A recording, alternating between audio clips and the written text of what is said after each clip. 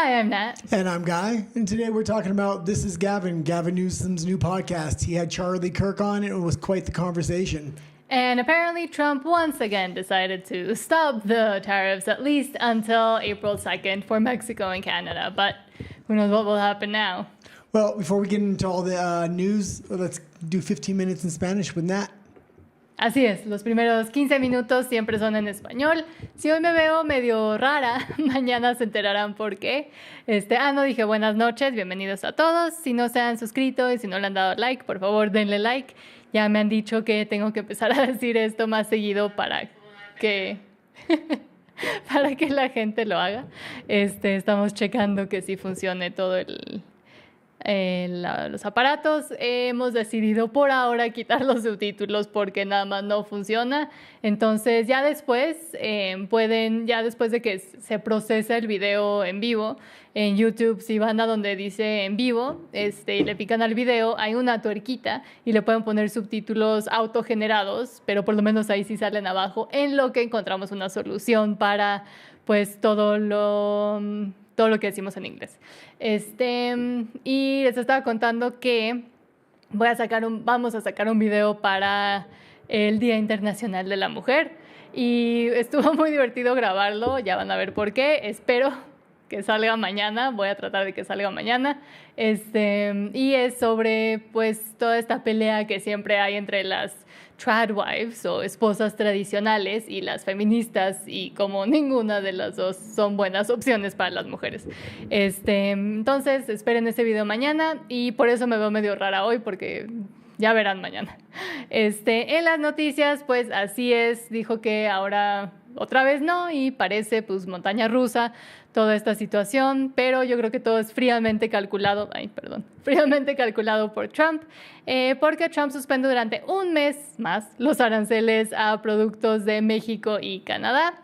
Donald Trump anunció este jueves que Estados Unidos detiene temporalmente, una vez más, la mayoría de los aranceles que impuso a México y Canadá 2 días antes, porque pues así se los trae. Básicamente, la decisión sobre México fue anunciada por el mandatario en su plataforma Truth Social y surge luego de una conversación con su homóloga mexicana, Claudia Sheinbaum. Horas después anunciaron que pues, los mismos términos también iban a aplicar a Canadá. Entonces, tanto Trudeau como Sheinbaum andan como en la confusión y en mi opinión lo hace para pues traérselos así, ¿verdad?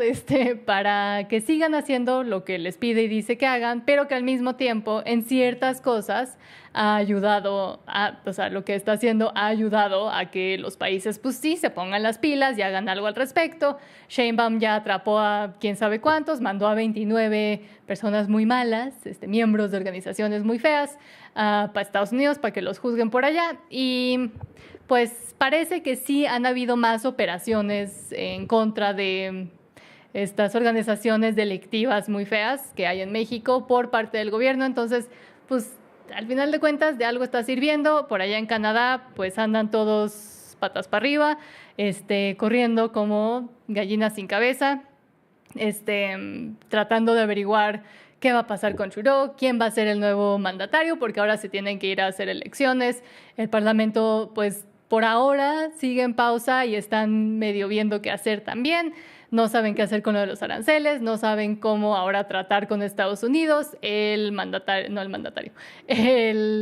miembro del Parlamento, que es el jefe del Partido Conservador en Canadá, Pierre Poilievre, pues está dobleteando y se está doblando ante Trump en vez de tratar de hacer como mancuerna con él y decir, bueno, vamos a tratar de encontrar nuevos términos y vamos a tratar de move forward, de seguir adelante y tratar de llegar a acuerdos que beneficien tanto a Canadá como a Estados Unidos. No, ahora se está portando exactamente igual que Trudeau, que los liberales, está diciendo que Trump muy malo, nada de lo que hace nos ayuda y pues los ciudadanos de Canadá cada vez más, en especial como hablamos ayer, los ciudadanos de Alberta, pues están a 2 pasos de decir, bueno, hay que hacer una votación y volvernos gringos porque ya están insoportables ahora sí que todos por acá en Canadá. Hay un partido que yo llevo diciendo que pues sería como el más mejor en Canadá, que se llama el People's Party of Canada o el Partido de la Gente, de las Personas de Canadá, que es pues obviamente un poco más populista y se acerca mucho más a un punto en donde podrían hacer un acuerdo con Trump, pero nadie los quiere, no los han dejado entrar, por ejemplo, a debates. La última vez que hubieron elecciones, los hicieron a un lado y no los consideran realmente un partido de a de veras porque es el único que sí podría pues irse en contra de todo el régimen, que ahora pues claramente los conservadores están igual que los liberales en Canadá. Entonces, pues se van a seguir peleando, pues que se peleen. Y yo creo que pues sí, va a seguir siendo montaña rusa entre Trump y Sheinbaum y Trudeau, o el que se lo metan ahí en vez de Trudeau, porque pues es una manera de por lo menos hacer que se muevan las cosas y de que Trump tenga pues el upper hand, la mano arriba, no, de que tenga pues de que sea el último en decir que va y que no. Y luego, pues sí, otra vez Canadá suspende ahora también la segunda ola de aranceles contra Estados Unidos por el aplazamiento que hizo Trump y dicen que van a trabajar en la eliminación de todos los aranceles porque pues ya se habían enojado y que luego que sí hay que cooperar y luego que no y por lo menos el hecho de que Trump está haciendo esto está haciendo que pues se muevan todos y traten de hacer algo, de gobernar, de ser parte de tratar de hacer algo bien por sus ciudadanos, o sea, por lo menos los despertó un poquito. Y aquí en México me parece que todavía está como en el aire que le van a poner aranceles a productos de Estados Unidos entrando a México, que quiere decir que pues varias cosas se van a poner muy caras, pero como están llegando a acuerdos y cada día cambia todo, no quiero aclarar ni decir que sí va a pasar algo porque quién sabe, puede que mañana todo se vuelva a desmoronar. Y luego hay una historia que vamos a hacer en inglés que me interesaría también hacerla en español porque creo que tiene que ver también con lo que puede pasar aquí en México, por lo menos. Y lo traduje de inglés a español, entonces si hay cosas que no hacen sentido, pues voy a tratar lo mejor de hacer que encaje todo. Pero Gavin Newsom, que es el gobernador de California, en Estados Unidos, muy, muy liberal, de los demócratas, siempre había estado como... Hice un video casi todo sobre los incendios forestales que hubieron en Canadá, donde pues gran parte del problema fue la falta de buen gobierno de este señor, que ya lleva ahí muchos años y pues las tasas de gente viviendo en la calle están por los cielos, las tasas de gente usando sustancias ilícitas y enloqueciendo a media calle también están por los cielos, es bastante inseguro y continúa poniéndose inseguro. Han habido muchísimas políticas malas sobre cómo manejar a sus criminales, entonces todo mal con este señor y es el perfecto ejemplo de cómo las políticas de izquierda, hiperliberales llevadas a un extremo o ya siendo implementadas no hacen sentido y hacen que pues, todo se vaya para arriba. Lo mismo nos tocó vivir en Vancouver, que tenía varias de las mismas políticas y leyes que habían impuesto en los últimos años y pues la ciudad se está yendo para abajo. Pero bueno, este señor, nada más quiero explicar quién era, hizo un podcast nuevo. Este es el primer demócrata que está en que tiene algún tipo de poder político, que saca un podcast. Hay algunos republicanos que ya lo llevan haciendo desde hace bastante tiempo y conservadores también, pero pues es el primero que intenta hacerlo del otro lado, del lado de los zurdos. Entonces Gavin Newsom, el podcast, y invitó a su podcast a un señor llamado Charlie Kirk. Si no saben quién es Charlie Kirk, vayan a buscar videos suyos, en especial los suyos hablando con estudiantes. Es un comentarista político. Y él se salió creo que estuvo muy poco tiempo o se salió de la universidad o nunca fue. El chiste es que armó toda una organización gigante de jóvenes conservadores y luego empezó a ir a universidades y a hablar con pues, los estudiantes y más o menos de la misma edad que él y muy pues, a la par. Él tratando de llevar pues datos, cosas que él considera verdad, y tratar de armar debates con pues, estudiantes comunes y corrientes y luego subirlos a YouTube, muy parecido a lo que hacía ¿cómo se llamaba ese señor? Steven Crowder. Ellos dos más o menos estaban haciendo lo mismo, pero Charlie Kirk con un poquito más de cerebro y logró armar una organización ahora sí gigante que se llama Turning Point USA o TPUSA, también búsquenlo por ahí si nunca han visto de qué se trata, de jóvenes conservadores en universidades que pues ahora sí es todo un movimiento de acción política y yo diría que en gran parte ayudó a por lo menos traer a Donald Trump a la conversación y traer un poco de verdad hacia los jóvenes y ahora pues hay más y más, en especial hombres, pero jóvenes conservadores que han entrado al partido, que votaron por Trump, etcétera, y que están cambiando sus valores y moral fundamentales, que están encontrando la religión, etcétera, etcétera. Entonces, este señor, que es básicamente es lo opuesto de Gavin Newsom, fue a hablar con él y fue el primer invitado en el debut del podcast de Gavin Newsom y estuvo interesante porque en gran parte se sentía como que Charlie Kirk le estaba dando pues las instrucciones y como la receta de lo que él hizo y de lo que hizo su organización para atraer a más jóvenes a su partido, pero pues este señor es de los más hasta arriba o de los que se considera que podrían lanzarse como candidato de los demócratas para las siguientes elecciones en Estados Unidos.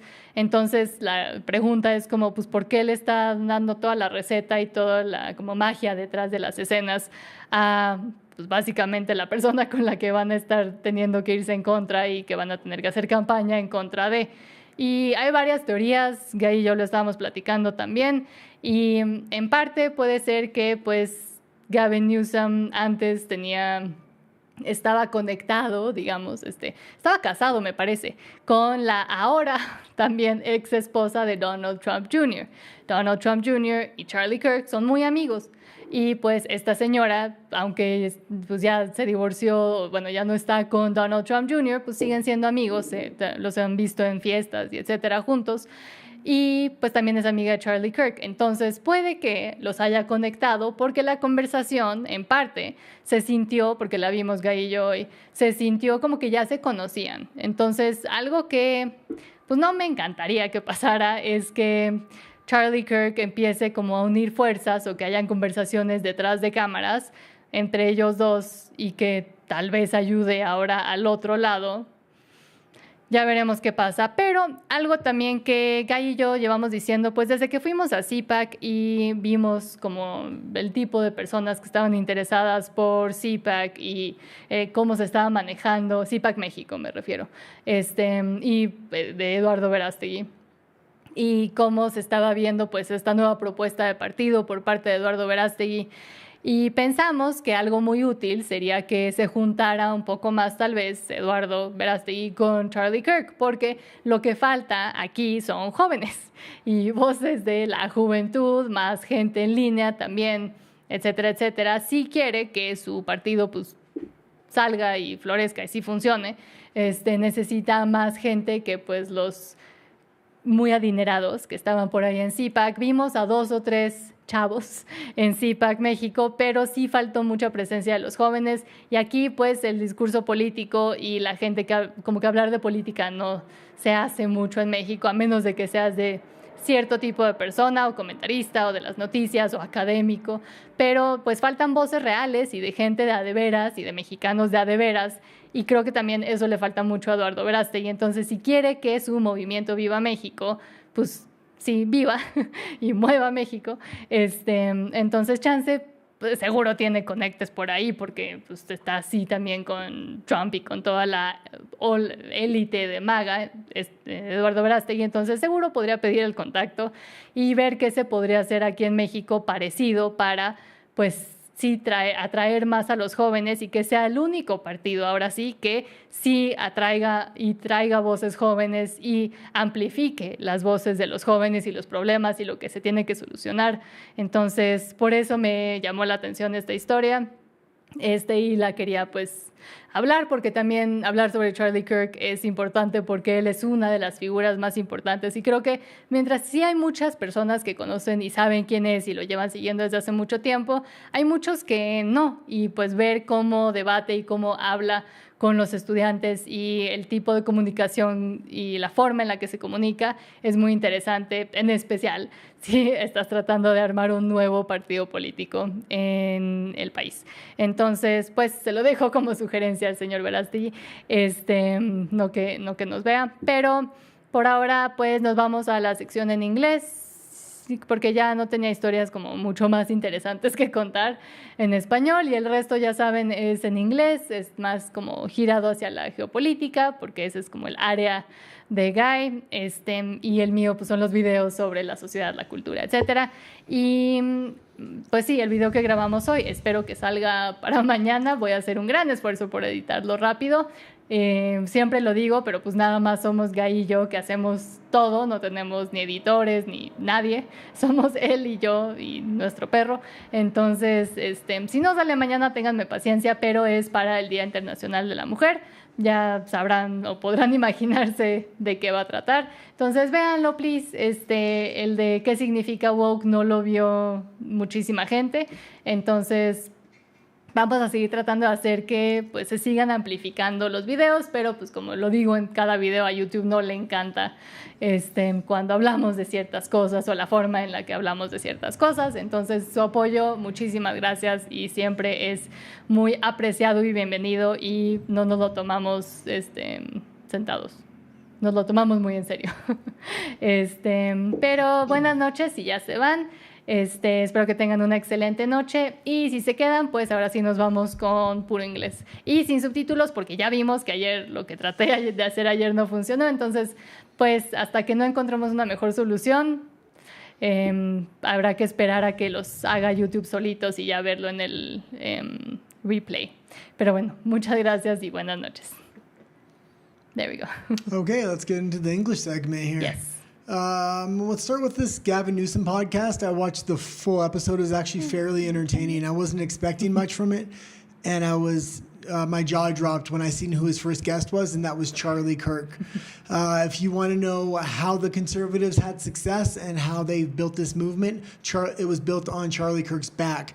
And well, not his back, but like he was one of the main people, behind everything. Even before Trump was even the nominee, Charlie Kirk was the man making the movement. Yeah.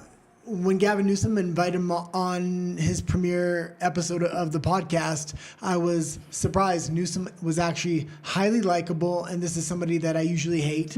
I hate his policies. I hate what he's done to California, and he's usually very arrogant and just constantly making excuses, but he actually shut his mouth for a long time and really listened to Charlie Kirk. Charlie Kirk basically handed him the playbook. Yeah, that's what I said in Spanish, that it was like a little insane, that the fact that Charlie Kirk seemed so open to just tell him exactly what they did and how he did Turning Point USA, which is his organization, and how he got all of these young people to rally, which now have a lot of them moved from the Democrat Party into the Republican Party or the conservative side, and now he's telling them how to kind of bring them back the other way. Well, and Gavin Newsom asked him for some tips. He said, well, I'm not going to give you any of my top secret A tips, but B level and C level, I'll give you a few tips. And he just broke it down for him. And the truth of the matter is, where the Democrats are right now, they're on an F level. So if Gavin Newsom can bring him to a C or a B by listening to Charlie Kirk, it will be a huge improvement. There's nobody in the Democratic Party right now at all that even has a hope. They're all like extremely woke left. Nobody can relate to him in the country. They're completely detached, living in a bubble.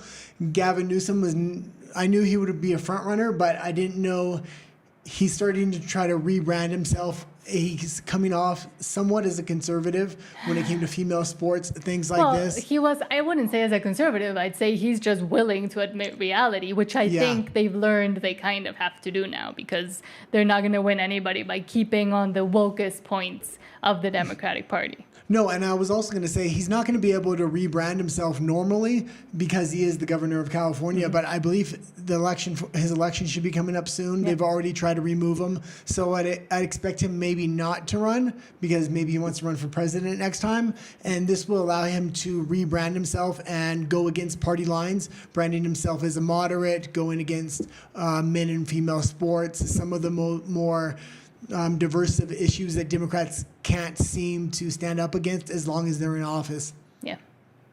Oh, do you want to go to the next story? Well, no, I was waiting for you to be done so I could turn to the article. But yes, Gavin Newsom podcast. What's it called? It has a stupid name.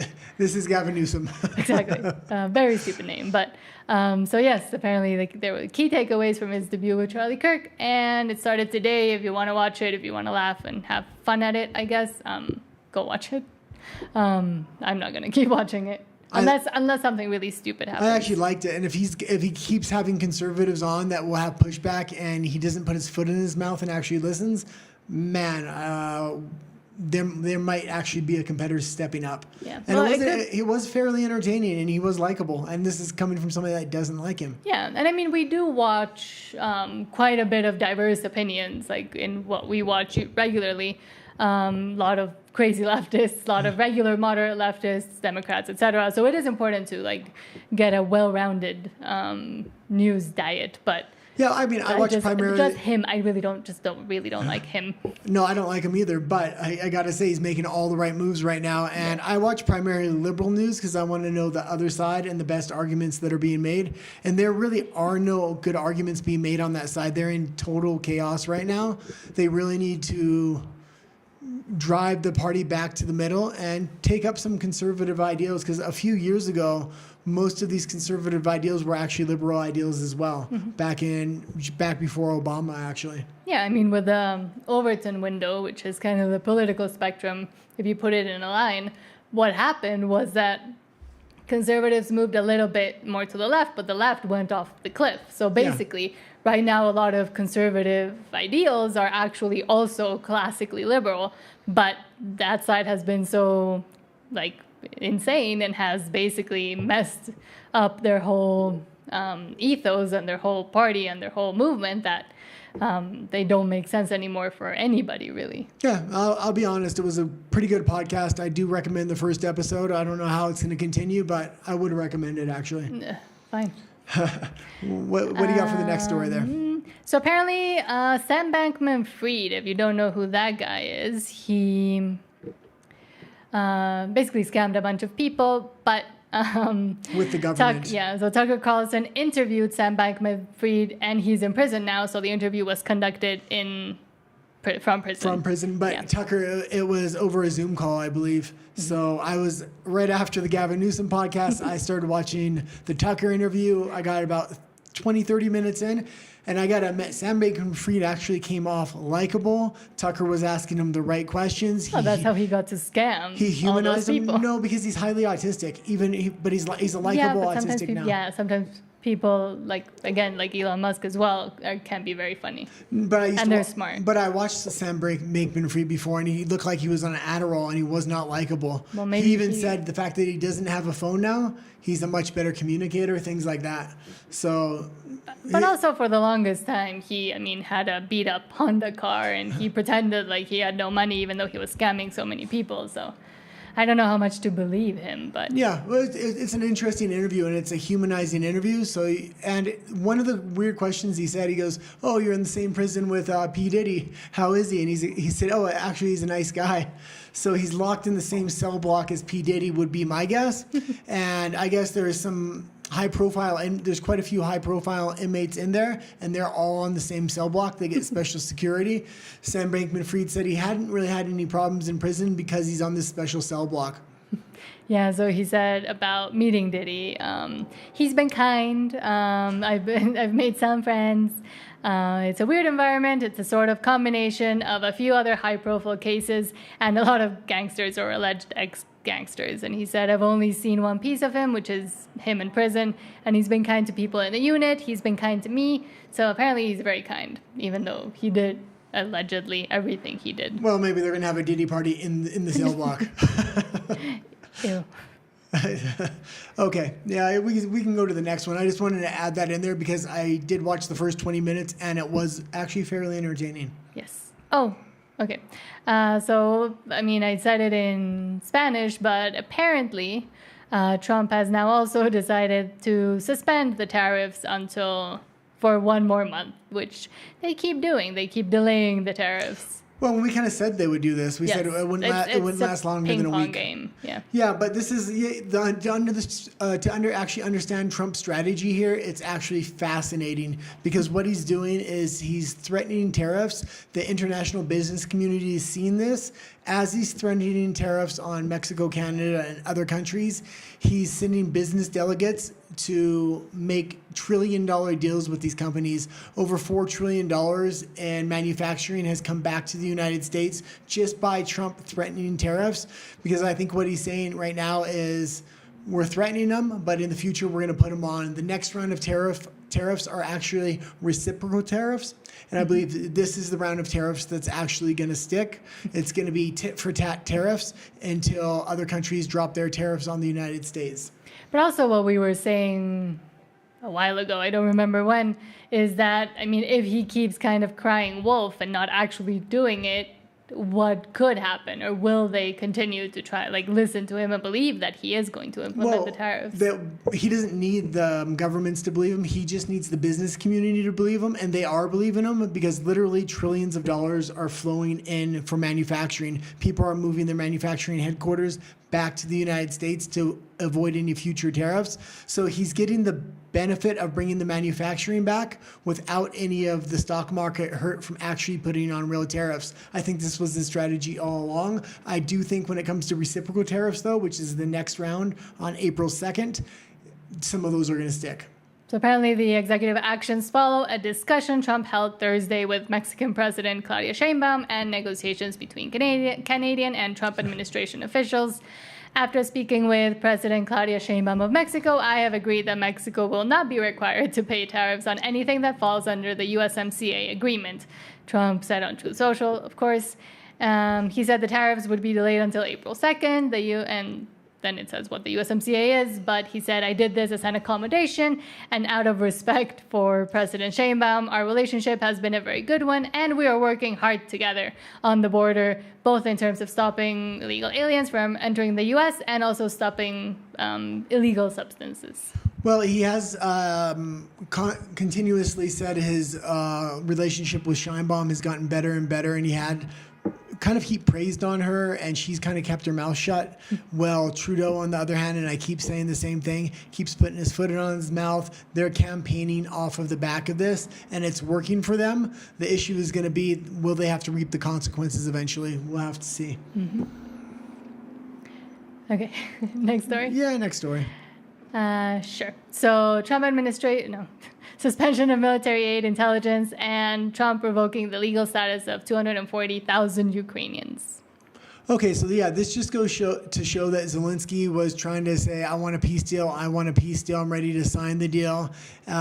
Trump is continuously applying the pressure on Zelensky right now because he seems to be wavering. When he said he wanted the peace deal, then he said he didn't, then he said he did again, then he said he didn't, and so that's where we're at now. He keeps going back and forth, trying to play both sides of the coin. He kind of has the European Union on one side of him, really pushing him towards war, pushing him to be, the liberal Western hero that's going to stand up to Trump.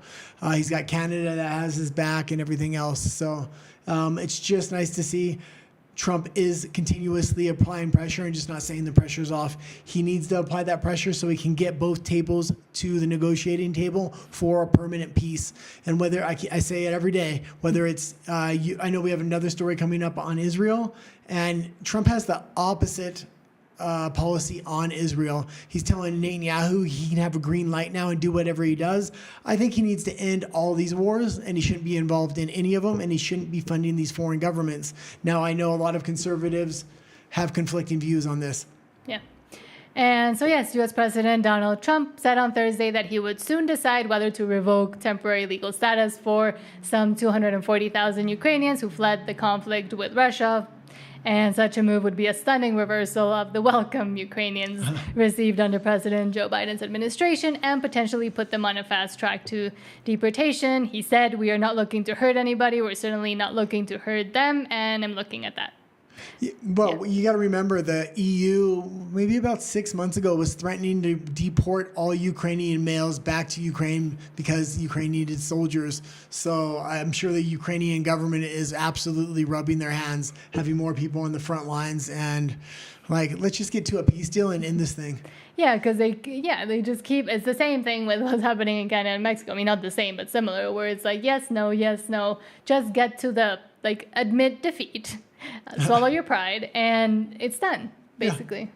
Yeah. And I mean, you're just hurting your own people now. The EU cannot have this war end. If it does, the frailty of their economy is going to show through. At this point, they're not even a paper tiger, because even on paper, they don't have the assets. They don't have the gold. Their manufacturing is leaving the country for the United States. And Germany used to be the economic hub of the EU. And after the Nord Stream pipeline bombing, after the Ukrainian war and other events that have happened in Germany, they are just a fragment of what they used to be. They are no longer the economic heart and soul that can hold up the EU. Yes. And again, still speaking about war, Trump met with released Israeli hostages at the White House yesterday, and then put out a Truth Social saying what he wants, basically that like the leaders of Hamas have to release the hostages now or he'll be unleashed. Yeah, so this is, I guess this is what he's saying is the final warning, and he told Bibi Netanyahu he's basically got the green light to do whatever he wants to do after this point, and he's making sure Hamas knows that. So he's playing a hardball with Hamas, but trying to get a peace deal in Russia and Ukraine. I think he should be trying to get a peace deal in both places. Yeah, that's my opinion on it anyway. Yeah, I mean... And we know Netanyahu and the Israeli people right now are looking for war. They want to escalate it into Iran. This came about when the last round of hostages were released from Hamas. They were released dead, so they got the bodies back. And there was a big call to go after Iran because they're the ones funding Hamas at this point. Yes. And I was going to read his Truth Social, but there's a lot of words I'm not supposed to say on YouTube, but said, Shalom Hamas. I think I've said them all today. Means hello and goodbye. You can choose, release all of the hostages now, not later, and immediately return all of the lifeless bodies of the people you ended the lives of, or it is over for you. Only sick and twisted people keep bodies, and you are sick and twisted. I am sending Israel everything it needs to finish the job. Not a single Hamas member will be safe if you don't do as I say. I have just met with all your former hostages whose lives you have destroyed. This is your last warning for the leadership. Now is the time to leave Gaza while you still have a chance. Also to the people of Gaza, a beautiful future awaits, but not if you hold hostages. If you do, your life will end. Make a smart decision, release them now, or there will be bad things to pay later. Wow, I didn't read the whole statement. I only read bits and pieces of it. And he is a firm warning. And I think he's not only negotiating with Hamas, he's making it clear that he wants to clear out Gaza and start rebuilding there.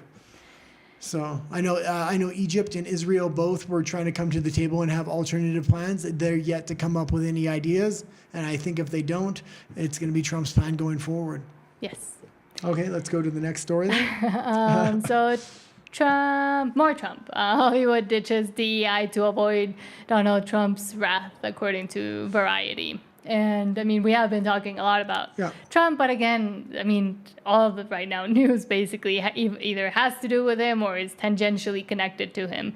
So it does seem like Hollywood is trying to take a few steps or many steps back from their policies from when, I mean, the Democrats were allowing them to do basically whatever they wanted, and were getting mandates from handed down from up on high, telling them, bring in more diversity, equity, and inclusion, but only the kind that we tell you to bring in. Yeah, it seems like every day we're seeing another story about DEI going away, about ESG going away, about these investment firms like BlackRock all changing their tune, and now they're just coming right out and saying it. It's because of Trump's government policies, basically.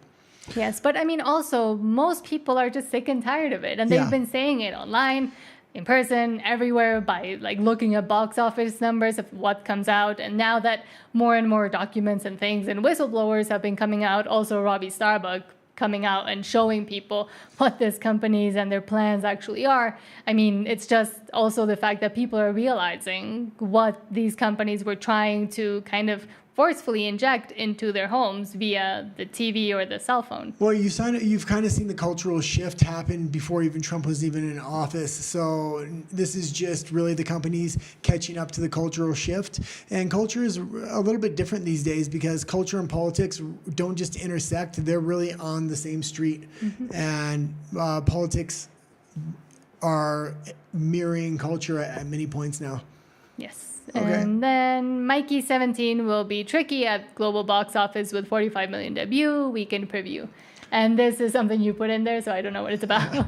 Well, yeah, I actually just put this in as a segue to talk about box office numbers and things like this. They have been highly fraudulent in the amount of money spent promoting these movies and making these movies. It almost seems to me as a money laundering scheme because a lot of these movies aren't making their money back and they're really jiggering the stats of how much they're actually making in the box office. If you don't know, they usually report how much it costs to make the movie. So let's say it's 10 million. Or let's say it's $50 million to make a movie, they'll put an equal amount into advertising. So a $50 million movie would cost $100 million after advertising. And they usually don't report the advertising cost as a cost received. And in case you don't know what this movie is about, it's an expensive auteur sci-fi feature, so kind of weird, from the guy that won Parasite, who won an Oscar for Parasite. Parasite was pretty Bong good. Joon-ho, and it arrives in the U.S. in theaters. It looks, sci-fi-ish, and wars, and etc. Yeah. Okay, let's get into the next story. I know we got a lot of stories today, so we'll kind of fly through them. Yes. And another one you put in there. FBI, TV shows FBI Most Wanted and FBI International canceled by CBS. Yeah, and I think it's because the FBI and these three-letter agencies are not popular anymore, so people aren't wanting to really watch TV shows and things about the FBI. That shift had happened quite a while ago, a few years ago, I would say. Yes. Do you have anything to say about it? Well, the thing is, you put in a bunch of new other stories I hadn't seen, so now I have to look for them. So keep talking. You can just go to the next story because there is a lot of stories today. Yes. Hold on. Ugh, this lady. This one I do know. With Markle? Love, Meghan lacks a key ingredient. And this is the new show that Meghan Markle, the ex-Duchess, Duchess of somewhere, who married Prince Harry from the UK. She's kept trying to make her being famous again happen, even though they not rescinded, but they left their position as royals and went to California, thought everybody was going to love them, but they're insufferable human beings.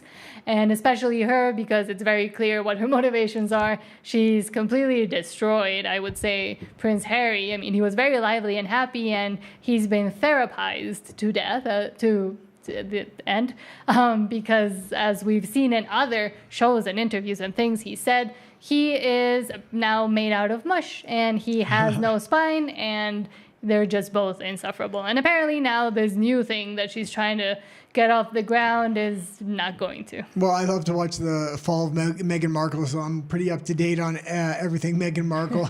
And this series actually lacked a lot of authenticity. And when their whole lives, they lack a lot of authenticity. The whole thing lacks authenticity. So from this and from the test audience and test screenings they've had and just the backlash they've had on the previous Prince Harry and Meghan Markle series, they've actually started to blacklist her. Places like Netflix and things like this are attempting to Spotify canceled her whole podcast thing she was trying to do. So I think this may be the last series that will come out, and I think she's going to lay low for a little while, probably try to rebrand into a conservative at some point. I don't think they can anymore. I mean, I think there's no coming back from how absolutely annoying and despised by everybody they are. And the fact that they keep coming out with statements that just make them more unlikable, or with series or projects that just show how unrelatable and, as it says here, lavish their lifestyle is. I mean, nobody wants to watch that. Well, if they want to rebrand, they need to lay low and then let Prince Harry come out and try to rebrand much more masculine. But at this point, Meghan Markle's He used to be like this wild child. And now he was in the military and everything else. Potato mush, yeah. And she's leading that relationship, and she's leading it off a cliff. She let it all. The cliff is gone. But speaking about mush and spineless people, French President Emmanuel Macron addresses nation in wake of U.S. suspension of military aid for Ukraine, saying we are entering a new era. And apparently he had quite high viewership. The number was somewhere around here, but yes, apparently quite a few French people were interested by what he had to say. Yeah, they're not interested because they're interested. They're interested because they are fearful. Macron keeps saying they're going to send boots on the ground. So the primarily two countries are France and the UK that keep saying we're going to send boots on the ground. We just need the US to back us. They are ready to go. So the French people were watching what he had to say because they're probably wondering if there's going to be a draft soon. And he said, I'm addressing you this evening because of the international situation and its consequences for Europe. The war in Ukraine, which has resulted in nearly 1 million lives ended and injuries, continues with the same intensity. Our allies, the United States, are supporting Ukraine less and are having doubts about what will happen next. Well, the U.S. has pulled all funding from Ukraine and all intelligence services from Ukraine. So now the EU is going to have to step up, and I don't know if they actually have the manpower or the financial assets to back them up. They're talking about a $800 billion investment into their military infrastructure. They don't even have the gold to back their currencies right now. A lot of their gold is getting recalled by the U.S. So we'll see what happens. Yes, I'm just looking for something else. Talk a little bit. Okay, I don't have anything to talk about if you don't tell me. Because I'm looking for pictures about the leak of Avengers Doomsday. Because the article I found didn't have them, but I did see them somewhere, so I'm just trying to find Okay, well, let's talk about Avengers Doomsday here. Avengers Doomsday has Robert Downey Jr. in it, and supposedly he is psyched to play this role. He has been rewriting the script, rewriting the backstory, trying to bring new ideas for costumes before they actually start filming. So he's going to have a lot of input in this character. I think it's a good thing when actors, especially of Robert Downey Jr.'s caliber, are really invested in a character. Now, if you're having a no-name actor that really has no experience and no proven track record trying to rewrite the script, I'm not for that. But somebody like Robert Downey Jr. has really proven himself. So I'd be interested, even though I don't really like superhero movies. Maybe I'll check it out on streaming. Yeah, I used to be a big fan of Marvel, the Avengers. I used to force him to go watch them. But yeah, again, like Meghan and Harry fell off a cliff and became all about the new generation and female power and Miss Marvel and what's the other one? Captain Marvel and all of the ladies that have just superpowers and are great and nothing's wrong with them. I mean, the Russo brothers have kind of proven themselves in the past, but also not really. The storylines kind of got all crazy and muddled and trying to expand the universe too much and building new universes and that don't make sense and kind of forgetting about some parts that are canon, but then adding them in later and trying to correct errors that other directors put into movies and then trying to follow the new woke comic books that they came out with, but also keeping the other. It's just a mess. And I mean, I don't know if I love that they're bringing Robert Downey Jr. back because he was iconic. I mean, he was Iron Man, but he doesn't need to come back. If this thing happens and it works with Robert Downey Jr., we're probably going to see all the first generation superheroes come back. Yes, because they're realizing how stupid the decision was to get rid of all the men, anybody that all their fans were looking up to, because they were looking up to the men. I mean, girls weren't super interested in the female superheroes, and I mean, even if they weren't represented, the fact that they were also looking up to the male superheroes was fine. But yeah, they kind of essentially ended all of them and removed them from the movies, even though they were the whole soul of the damn thing. But now I don't know if I want to see Downey Jr. as a villain in a different role, but for the same universe. Like, I don't know. I think it's a lazy choice. And I think it's a way for them to try to claw back some of the fans that got super angry when his life was ended at the end of Endgame. Yes. I don't know. I didn't watch the last ones because they were annoying. But it's going to be interesting to see because they're saying they want no photographs to leak, and I know they're probably getting this idea from Wolverine and Deadpool. A lot of the photos leaked. A lot of fans said it started to ruin the movie a little bit. Yeah. So they're trying to keep it super secretive this time. Yeah, I mean, they said we're pretty good about shutting that down to try to keep the secrets. I mean, shush. But I mean, these did leak out. I mean, it does look like concept art. It looks like something that they're planning. And I mean, we see kind of the expansion and kind of maybe what they're trying to do. Maybe try to Game of Thronesify it a little bit, bringing in, I mean, more worlds, more world building, etc. You're falling asleep on me. It sounds like. Well, it was a long day of filming for us today. Hold on. We're almost done. Back to more serious news. The number of Americans filing for jobless benefits falls as labor market remains sturdy. Yeah. Same thing. So less people are filing for unemployment, and this definitely has to do with immigration and not letting more people into the country and deporting a lot of people. Also, they're bringing massive manufacturing back right now. A lot of that manufacturing hasn't actually engaged yet, but just the deportation and not letting millions of people through the border is providing work for millions of Americans, I'm guessing. Yes, so the number of Americans filing for jobless benefits fell by 21,000 to 221,000 for the week ending March 1st. The Labor Department said on Thursday that's significantly fewer than the 236,000 new applications that the analysts were expecting. And yes, I mean, might it be because now there's more open vacancies for Americans. And I know this might not make a lot of Mexicans happy, like the news that there's deportations and stuff. But let's just think, what if also Mexico tried to start giving more jobs and even creating more jobs for the people so they also stay here? Yeah, well, I'm interested to see what happens when the manufacturing investments that have already been made in the U.S. to the tune of trillions of dollars, once these factories actually get built and this manufacturing starts to happen, there's not going to be enough people there. So they're going to have to do something at that point, and I would expect them to work with Mexico to take some of their overflow manufacturing, which would be very good. And I think ultimately that's why Trump is so focused on trying to clean up Mexico. There's a lot of talk about the military coming in and things like this. I think it's because he wants to secure permanent manufacturing in Mexico for the high-tech manufacturing outside of chips and secure infrastructure that they need in the United States. Yes. National security infrastructure. And now heading back to your favorite topic of the EU and war.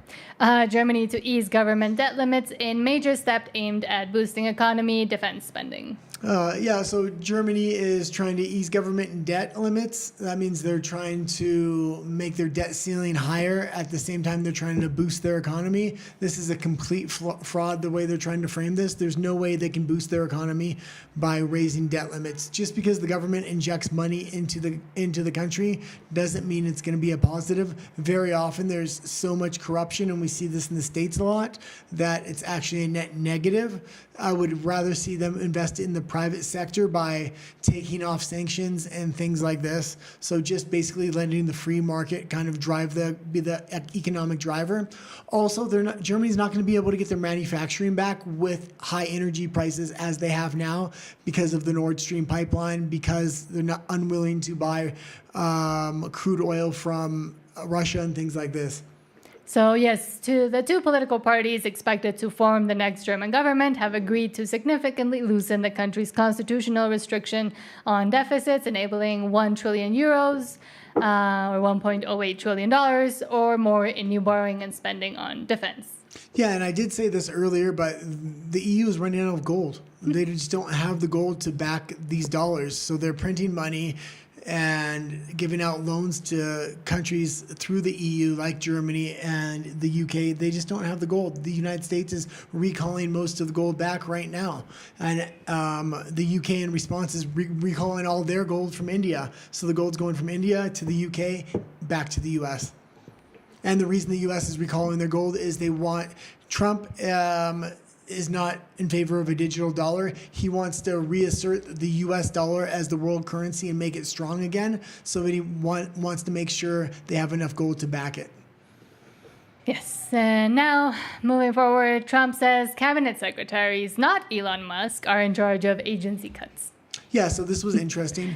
Elon Musk has been coming in and making major cuts, and there's been some backlash for it. But now it seems like he's saying, okay, well, we're going to have the heads of each department of the FBI, CIA, things like this, make cuts, and we're going to give them guidelines to make those cuts.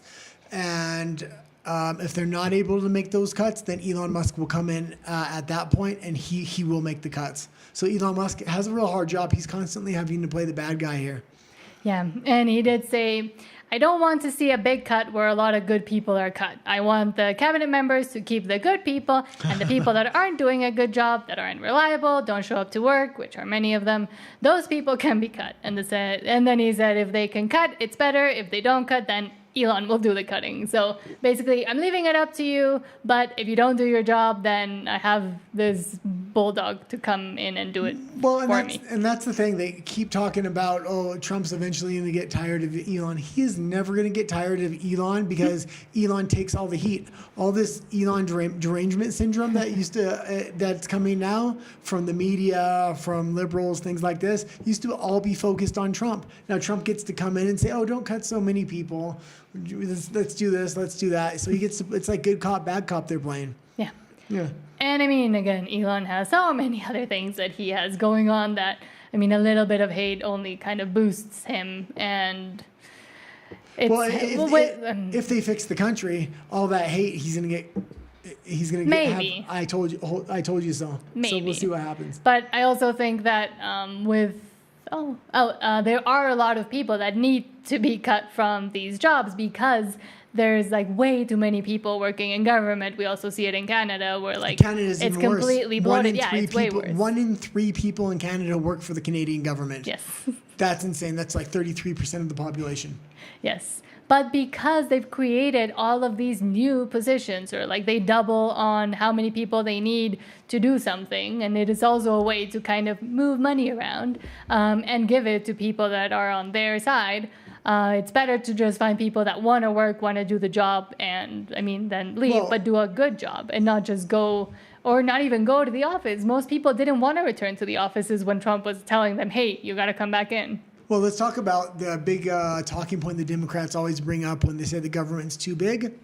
They say the government, the size of actual federal workers, hasn't grown in the past 20 years. Did you know that? So the truth is, permanent federal workers haven't, but federal contractors have increased to tenfold. So now they use contract workers as federal workers, and that's how they get around saying the size of the government hasn't been increased, but it's been increased like tenfold.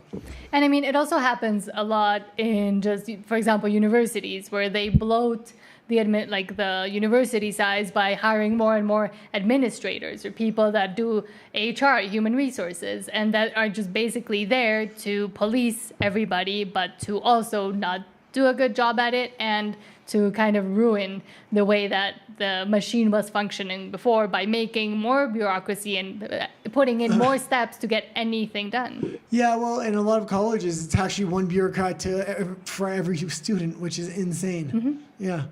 Okay, is there any more stories, or is that it for today? That's it. Okay, perfect. There were more, I think, but... No, that's fine. Yeah, it'll be short today because I have to edit. As I said, I have a video coming out for International Women's Day. So please watch it. I'll try to release it by tomorrow. It will be released by tomorrow. It was fun to film, at least for me. It's going to be something a little bit different, but hope you like it. That's why I look so weird right now. Yeah, and hopefully the sound's getting better. I don't know what's going on. Yes, let us know how the sound is, No, please. don't let us know because I'm going to check it after. Okay. And I'm sure it's horrible. No, it's fine. But yeah, we've been trying to figure out a bunch of things. We also didn't have subtitles today because they did not work yesterday. So until we don't find a good solution. We'd rather not have it polluting the screen. But thank you for joining us. Thank you for staying till the end if you did. Like, subscribe. I hate saying that, but apparently we're supposed to say it. So please like and subscribe. And thank you so much. And we'll see you tomorrow. Adios.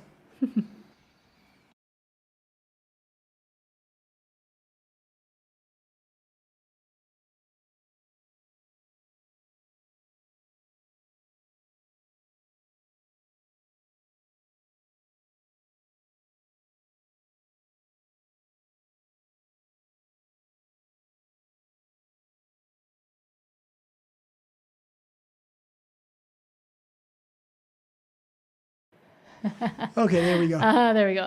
So I was just exiting and I saw that Humberto Isabeles said saludos or greetings from behind enemy lines, meaning California. And it's funny because we were talking about it. And I used to live in California, so.